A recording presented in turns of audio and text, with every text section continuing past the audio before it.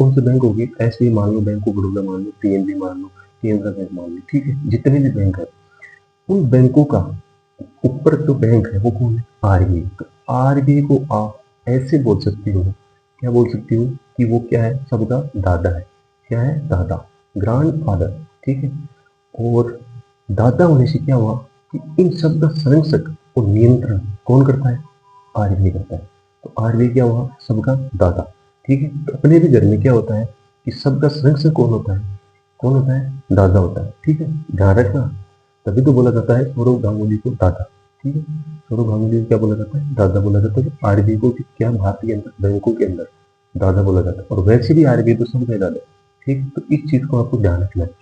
अब क्या बैंकों का बैंक कैसे हुआ कि किसी भी बैंक को ऋण की जरूरत पड़ी, कोई उनके पास पैसा इतना उस हिसाब से हो गया कि उसको आरबीआई के पास जमा कराना पड़े, ठीक है। जैसे मान लो सीआरआर के रूप में, एसएलआर के रूप में अपने पास रखना पड़े, सीआरआर के रूप में आरबीआई के पास जमा कराना पड़े, तो उनका क्या रेशियो डिसाइड कर दिया जाता है कि इतनी परसेंट से लेकर इस परसेंट तक आप इसमें जमा आपको कंपल्सरी करवानी। और यदि ज्यादा भी करवाए तो करवा सकते।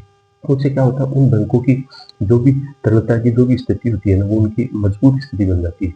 अब आप ऐसे मान सकते हो, जैसे एसबीआई बड़े बैंकों में आता है, बैंक ऑफ बड़ौदा आता है, पीएनबी आता है, इनके क्या होता है, इनके कस्टमर ज्यादा है, इनके पास क्या जो रिजर्व रहता है वो भी ज्यादा है, ठीक है। दूसरी बात आरबीआई के इनके पास सहयोग जाता है, ठीक है। तो ये आपस में क्या तरलता को बनाए रखते हैं। अब बैंकों को ऋण देने का काम कौन करता है, आरबीआई करता है। और बैंकों के पास पैसे जमा होते हैं वो किन के पास जाते हैं, आगे आरबीआई के पास जाते हैं।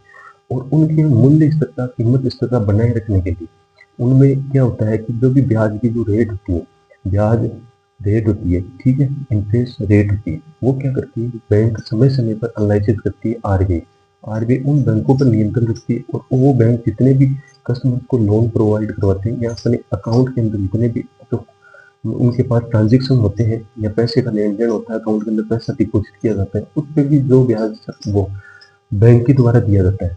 तो वो क्या करती है आरबीआई, उन पे सब पे क्या करती है, नियंत्रण रखती है। अब जैसे क्या होता है, किसके माध्यम से रखती है नियंत्रण, एक तो हो गया bank rate, repo rate, reverse repo rate, CRR, SLR, OMO, इन सब के माध्यम से आरबीआई के द्वारा इन बैंकों पे क्या किया जाता है, नियंत्रण किया जाता है।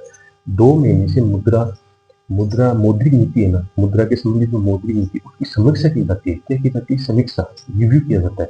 उसके माध्यम से क्या किया जाता है, आरबीआई इन बैंकों की कंट्रोल रखती है और जो भी इतनी महंगाई है, मंदी है, उनसे निपटने के लिए सरकार बार बार इनमें क्या परिवर्तन करती है, ठीक है, जिससे क्या तरलता और कीमत स्थिरता बनी रहे, मार्केट के अंदर संतुलन बना रहे, ठीक है। तो सरकार को, बैंक को यदि लोन चाहिए या अपने पास रिजर्व पैसा है, किसी भी प्रकार की प्रतिभूतियां जारी करी, सिक्योरिटीज जारी करी,